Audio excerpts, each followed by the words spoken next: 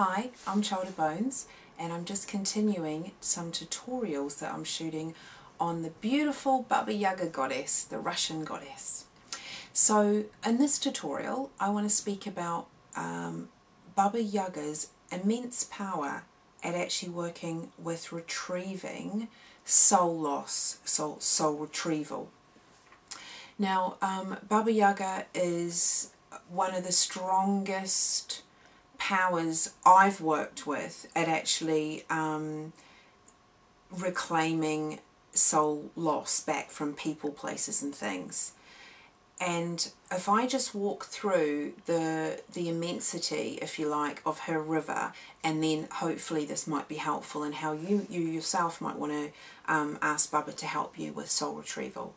So soul retrieval traditionally is done by witches and shamans, and they use their own power to call back aspects in a journey or in a trance for the person or the client or the patient.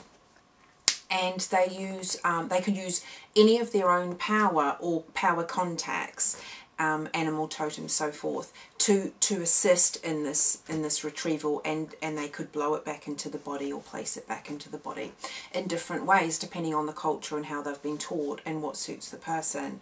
Now in a god form, I've found that all gods have a healing ability. Some, it might be even having a blessed death. It may not be healing as we know it. It could be, everyone's got their own style, just like, in a way that as humans incarnate, we all have different personalities, characters and styles, and I find the same in gods, although in a much more immense way, obviously. Anyway, and they uphold truths and certain powers because they're streams and parts of the universe that keep everything complete in a way, or maybe expanding in a way is probably more true, or pointing towards the truth more. Back to Baba. Baba Yaga, different god forms I've worked with, I've never come across a god form, for me personally, that had such a particular strength at reclaiming splinters of soul loss. Now, or power loss. A lot of the gods that I've worked with in Childer Bones, you can reclaim power in different ways, but Baba's particularly soul retrieval. Now, and soul aspect work, which that can be another tutorial because that's kind of an advanced magical working, I think. And you can get that wrong, and it can not be a good thing, so we'll just stick with soul retrieval. So to work with Baba in soul retrieval, I've found one of the ways that's most effective is to call her by singing. Now, I really can't sing. I mean, seriously, you're going to hear it, which is concerning, trust me, to me as well. But the thing is, I think it's really important with this god form to understand that if she responds to singing and soul retrieval, that you're setting the intention with her and you sing with earnest. So it's not about your talent as a singer, or thankfully, because crikey, she'd never come if it was relying on my voice. So it's not about how open your throat chakra is. Don't be concerned about the detail. Be reflective or about your intention. So imagine if you really feel that you've got power loss from people, places or things, when you call Baba Yaga, call her with earnest. It is not how you say her name or sing. It's not how you sing her name, okay? She will hear the cry of what the gods in Childer Bones, certainly that how I work with them, they hear the cry of the magical child.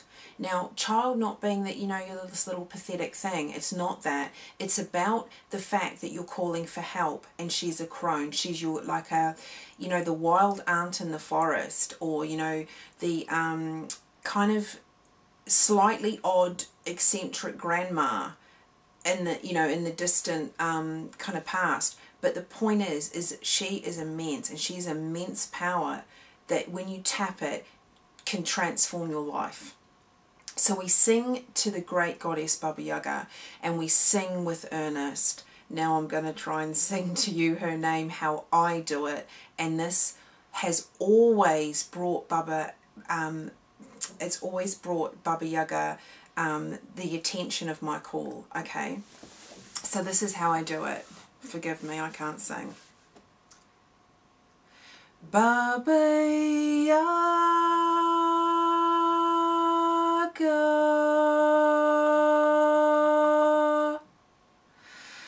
Baba Yaga,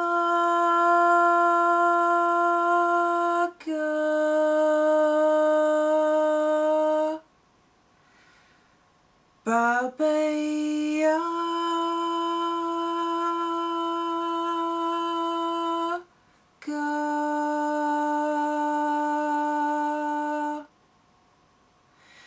When I do that, I imagine kind of like having an aerial view of like a really dense forest where no human inhabitants are there. When I call, I imagine my consciousness going out on the tone of earnest from my heart. I am calling her clearly with intent that I absolutely need this grandmother crone energy to come to me. Baba, come to me, I'm in need. And that is when Baba has always arrived for me. It's the earnest of the call. You don't have to replicate what I did. You'd probably do it better and in tune, but you don't have to. Get the feeling of it. Recognize your own feeling of wanting the soul retrieval or being restored from power loss, and marry that yourself. Find what it is for you. It can be different. It doesn't have to be the same. Not at all. Should be your own signature energy calling her. When Baba turns up, I have always seen this colour with her, and it's this bright, intense tangerine.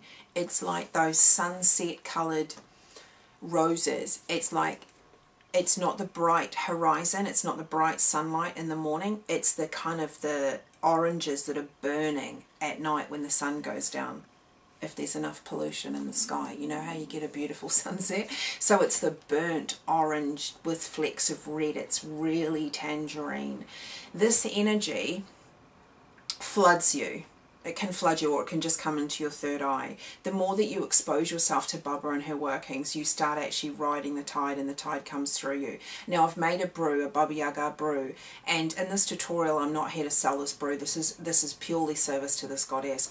But what can happen with it? Well, I will say this because it is a tip on how to work with her. The Baba Yaga potion that I've made, this is actually a direct hit to Baba Yaga's energy. If you bind it with yourself with sexual fluid, or with menstrual blood, or with the prick of your finger, or a bit of semen, you bind it to you. The river I'm about to talk to you about now, and in that following tutorials, is about actually that the river then comes through you, because you've become a living talisman with this god, because it's in a potion. It may be external, but it's actually about flowing in with your DNA. Another topic, but you don't have the potion, you work with her in this way. So we see the tangerine, we imagine the tangerine, we can smell tangerine. Any of the aspects that I'm talking about could come to you in different ways, depending on, you know, your receptivity, depending on your relationship with Baba Yaga. You know, it doesn't have to be my way that she comes to you. Okay. My way's not right. My way's just my way, okay? So the energy for me comes through me, this tangerine wave of tidal intensity. This is joy in its ecstatic state. This is not the only joy. This is not the only ecstasy obviously available in the universe. This is one stream emanating in an archetypal slice of a very large universal picture here, okay? She has unbelievable amounts of joy and ecstasy, untouched, untamed, unspoiled by humans, by the community. It flows through you. Power loss, you've sung to the Baba, you ask her in a very clear intention. That's it. You don't have to be doing, oh, this happened to me when I was 5. Forget it. Go to a shaman, tell him. This is not about this. This is about you in front of a God form who is bringing you soul retrieval. And what happens is the splinters start arriving. Now what she can do, and she has certainly done this with me, she's shown me pictures, places and things of people and situations where when the splinters start coming back through the tangerine, she's showing me where from. It doesn't matter. It's detail. If you can see, great. If you can't see, forget it. You feel it. It starts integrating. Absolutely. Power loss being restored with lost splinters is very visceral. You feel it. It's no joke. It's not some wafting imagination. The amazing thing about Baba's energy for soul retrieval, the tangerine intensity with the orange is a shock absorber. The pieces come back, or the splinters come back, can come back. Through the colour, they're washed in a way, not saying it's dirty, your power. It's actually, if power was lost, which usually it is, in a situation that wasn't the best for you, wasn't a great experience, for example, was uncomfortable experience or an unhappy experience, Baba naturally in her tidal wave of magics, it's washed in the tangerine. It clears shock. It clears the trauma, the story, and the circumstances, and the emotional, entangling, icky stuff. Sometimes power needs to be cleaned when it comes back. And she does that naturally. It is a very natural occurrence working with her energy. So that's nice, because you don't have a shaman to clean it for you when you're working with her like this. So that's a natural thing. It's great, and you absorb it. And if you are absorbed, if you have the energy and your power loss, you know, is an extreme, that you've done the work, you've restored yourself, and you continue to work with Baba in this way, and you sing to her and you ride some of the tides with her, okay, this joyous. The most beautiful thing about working, well, there's many beautiful things about working with Baba Yaga, but one of the things is that you have this ecstatic, joyous encounter. And that's when there's not a lot of power that needs to come back, or the power is restored for now. And that, you know, maybe power in 3 weeks' time, you might work on some more power retrieval. But what can happen is, at the start, don't be concerned if you don't feel the joy. Just feel the power coming back, okay? Feel it build up inside you like a foundation where you think, God damn, I feel stronger in the solar plexus or the sacral plexus or in my heart or wherever the power's going. Just keep going with that, okay? But then when you expose yourself in this way to Baba, just for the love of working with Baba, not because you have a big intention about soul retrieval, because you're feeling amazing, because your life is now transformed, you'll get to ride this colour, okay, and you feel ecstatic joy. And it's beautiful. It is the most wild, free, divine joy. And of course other people have nirvana in other ways, and they work with other gods or they work with angels and they feel this amazing bliss, and that's cool, because there's lots of aspects in the universe that uphold joy. It's not just in one way, but Baba's joy is this really. It's like you know, you're out of prison, your own prison of yourself, your power's restored, and just for the giggling fun of it, and for the sex and sexuality, and for the loving horniness of your own life, you know, you're doing good, you're doing real good. And this is the joy of Baba Yaga. This is laughter. This is like, you know, not being freaked out by any manifestations of your personality, of actually just letting yourself be, finding out your own signature energy. Who cares what anyone else thinks about that? That's the thing. It's the freedom of having self-acceptance. It's the freedom of being restored, and it's the healing of, you know, just don't care what other people think. Just don't care about it any longer. And maybe on a bad day, you know, you might a little bit, but it's about not being like that all the time. You know, it's about like this kind of like, we're all walking a path here. We're all on individual paths, and we're all trying to do our best, but we don't have to get it right 100% of the time. Just try and get it right most of the time. And that's what Baba upholds, is that you can be joyous, you can be fulfilled, you can have a great time, you can feel horny for your own life, and, you know, and you can be laughing and, you know, loud and boisterous, and you know what, you're okay. You are so friggin' okay, because you are loved by a mighty God force, and she is wild and free. And if you want to, you know, I don't know, wake up in the middle of the night and make popcorn and just sit down and, you know, relax, and, you know, anything's okay with this God is what I'm trying to say. Anything's okay. It's not about harming another. It's not about going out and being ridiculous and, you know, having no mana or no respect for other people. It's not about that. It's just about being respectful to yourself. It's about, you know, letting your hair down and having a good time, because you've healed enough that the self-acceptance can come in and everything starts integrating with Baba Yaga. All her teachings, I mean, integrate within the self, and you're free and you're wild and you know your own dance and you know your own song, and you know you're just happy doing your own little beat, and you don't crave the acceptance of others any longer.